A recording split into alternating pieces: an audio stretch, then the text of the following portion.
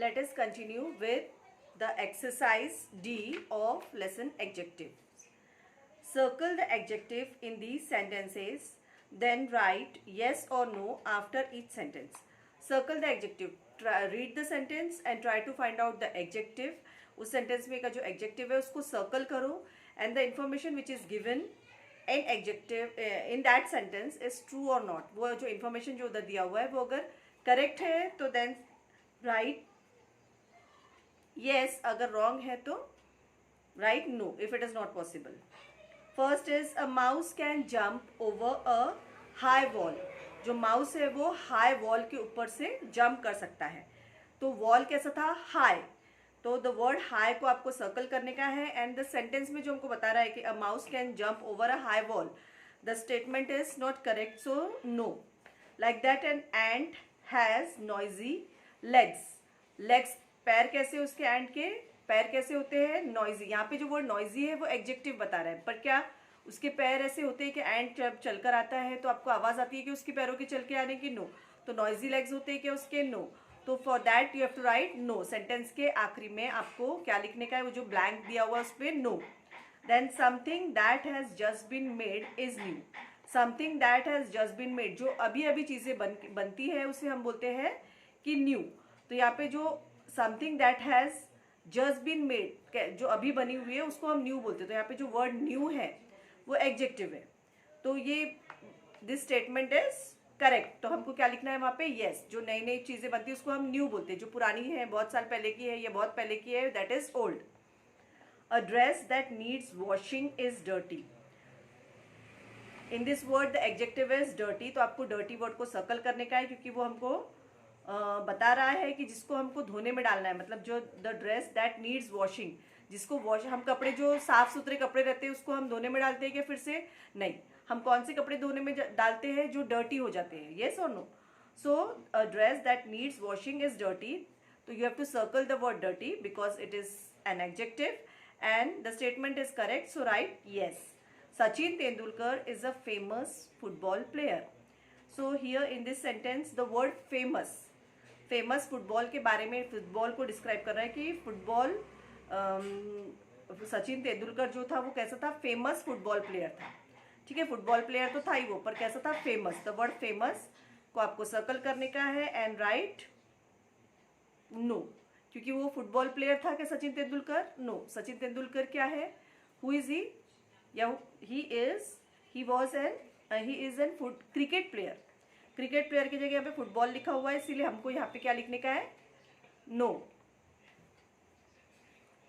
Ali will have to wear a coat because it is very hot. Ali जो है, Ali will have to wear a coat. Ali को coat पहनने की ज़रूरत है because it is very hot, क्योंकि बाहर बहुत ही वेदर जो है हमारा वो गर्म है, तो हमको अली को कोट पहनना चाहिए. तो यहाँ पे the word hot represent N adjective and the sentence. आपको क्या लगता है कि अगर बाहर बहुत ज़्यादा गर्म है तो उस वक्त हम कोट पहनते हैं कि do we wear coat at during a hot weather? No.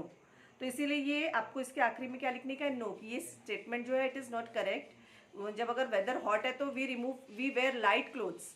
ठीक है, कॉटन क्लोथ्स पहनते हैं, ना कि कोट पहनते हैं. Okay. Then number 7, the baby is sad because it's toy has broken. तो यहाँ पे बेबी कैसी है? सैड. तो the word sad is describing the baby's mood. ठीक है, sad.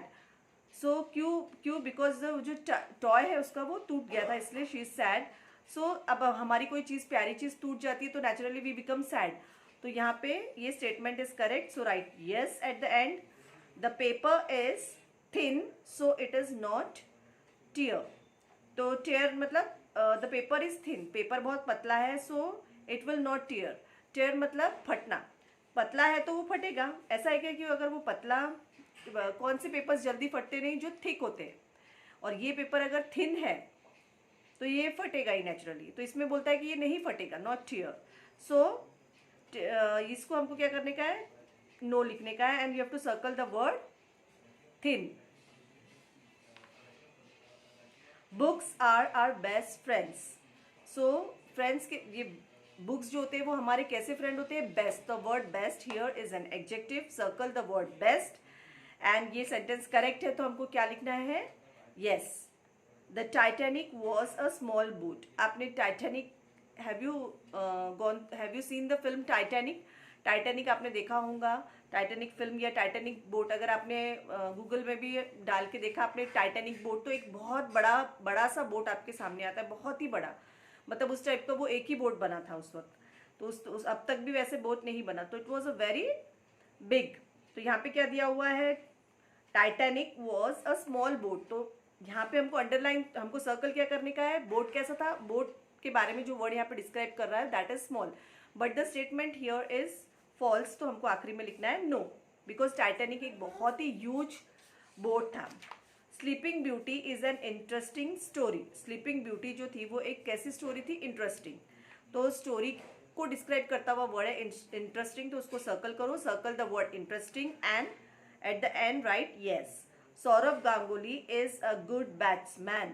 So here you have to circle the word good because it is describing the word noun batsman, and at the end you have to write yes. हाँ, ये sentence correct है. Oliver Twist was a poor girl. So Oliver Twist was a poor girl. ये statement wrong है. तो हमको poor को क्या करने का है? हमको circle करने का है, क्योंकि Oliver twist it is the name of a girl. Girl का है क्या? नहीं. तो फिर पुअर को हमको सर्कल करने का है and write no.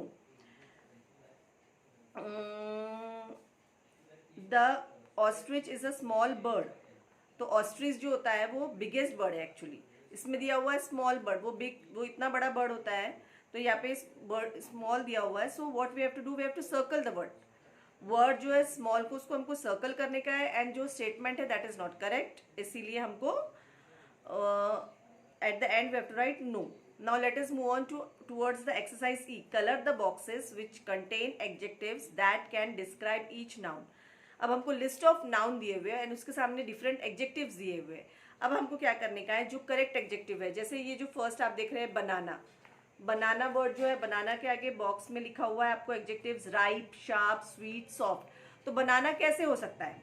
Exercise e page number 44. Banana कैसे हो सकता है?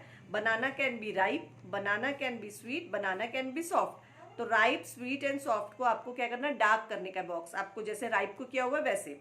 शार्प नहीं आएगा. बनाना शार्प हो सकता है कि पॉइंटेड हो सकता है कि नहीं. तो banana how can be a banana? Ripe, sweet and soft. Girl. अब गर्ल को कौन सा वर्ड डिस्क्राइब कर सकता है? गर्ल को क्लेवर, यंग. उसमें ऑप्शंस दिए हुए आपको डीप, क्लेवर, यंग, एम्प्टी. तो which two words can describe a girl? Clever and young.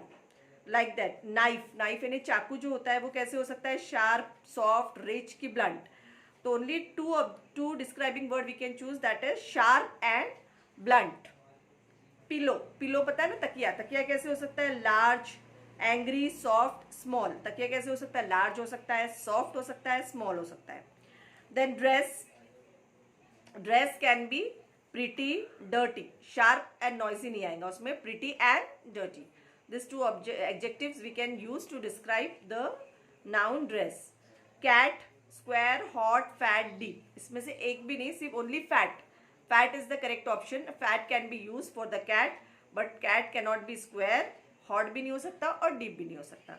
So only one adjective is suitable to the cat, that is fat. Door. Door जो है दरवाजा, उसके लिए कौन सा सुटेबल एडजेक्टिव है? Blank, wooden, big, sweet. तो wooden and big can be use for the door. Grass. Grass कैसे हो सकता है? फ्रेश हो सकता है, टॉल हो सकता है, लाइट इन वेट हो सकता है, उसका वेट हल्का हो सकता है. ठीक है. तो बट लाइट वर्ड हम यहाँ पे लिए क्योंकि वो वेट के बारे में, वेट को डिस्क्राइब कर रहा है, ग्रास को नहीं, ग्रास के वेट को, वजन को. तो हम फ्रेश एंड टॉल लेंगे. Okay. Let us move on towards exercise F. Fill in the blanks with adjectives from the box, page number 45. See here I am again reminding you, मैं आपको फिर से याद दिला रही हूँ कि जब भी आप ये एक्सरसाइज डिस्कस कर रहे हैं, जब मैं डिस्कस कर रही हूँ, हाथ में एक पेंसिल लीजिए. आप पेंसिल लेकर बैठिए सो दैट आप वीडियो को, अगर मैंने दो आपको एक्सप्लेन करके दिया है, दो जैसे फर्स्ट एंड सेकेंड हमारा हो गया है, या 3, 4, अगर उसमें टोटल 14 है. एक्सरसाइज डी में जैसे 14 स्टेटमेंट्स दिए हुए आपको, तो आपने 4 सुन लिया, एक्सप्लेनेशन आपको समझ गया, तो close the video, try to solve the remaining one and then again open the video to check your answers. Okay. And we will also send you through assignment. I'm reminding you this also, but what you can do is you can complete your work and then you can open the video and check your answer, tally your answer कि जो आपने find out किया और जो मैं यहाँ पे बोल रही हूँ वो सेम है या नहीं. If you have committed any mistake, rub it and change it and make it correct. Fill in the blanks with adjective from the box. My mother gave me a dash cricket bat for my birthday. New cricket bat. Cricket bat mummy ने कौन सा दिया? New. अब birthday party में जो gift होता है वो कैसा होता है? New. The sunflower swayed in a dash breeze. Strong breeze. जब बहुत ज़्यादा हवा चलती है ना, breeze मतलब तो एक स्लो पर strong breeze. अगर sunflower को हिलना है तो सिर्फ हल्के से हवा से नहीं, थोड़ा सा strong होना. Strong breeze. My brother is as tall as my father. मेरा भाई जो है वो मेरे पापा के जितना tall है. The word tall is correct here. My aunt makes delicious ice creams. Delicious ice cream. मेरी जो aunt है, she make delicious ice cream. 3 children got full marks in maths test. Maths test में 3 बच्चों को full marks मिले हैं. Now exercise G. Think of an adjective to replace nice. यहाँ पे देखिए आपको 4 स्टेटमेंट दिए हुए जिसमें कि सभी जो एडजेक्टिव है वो नाइस लिखा हुआ है, बट आपको उसको रिप्लेस करके you can write any other adjective in that place. जैसे first is a nice book, तो आप कैसे लिख सकते हो? Colourful book, interesting book. Yes. Then a nice dress, तो नाइस की जगह में ड्रेस कैसा हो सकता है? ब्यूटिफुल हो सकता है. यस और no.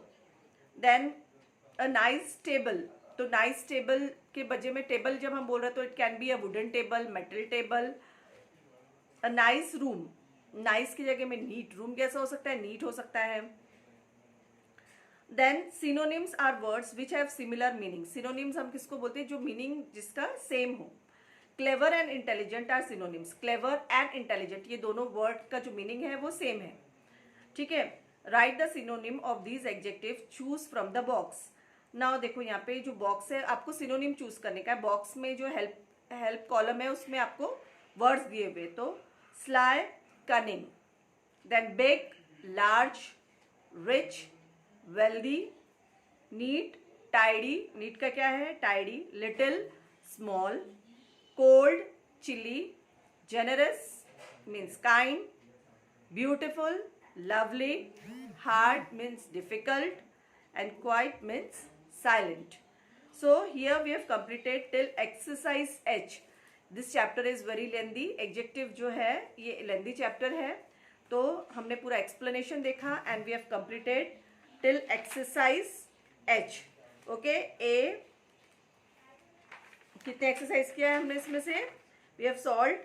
Match the adjective with the picture they describe. A, B, underline the adjective in these sentences. Then C, fill in the blanks with most appropriate adjective from the brackets. Then D, circle the adjective in 3 sentences in these sentences. Then write yes or no after each sentence. Exercise E, F, G, H. H तक we have solved here. Now in the next video we will solve the remaining exercises of this chapter. Okay, and revision work then I will give you as a homework. आपको revision work भी मैं discuss करूंगी और homework में दूंगी.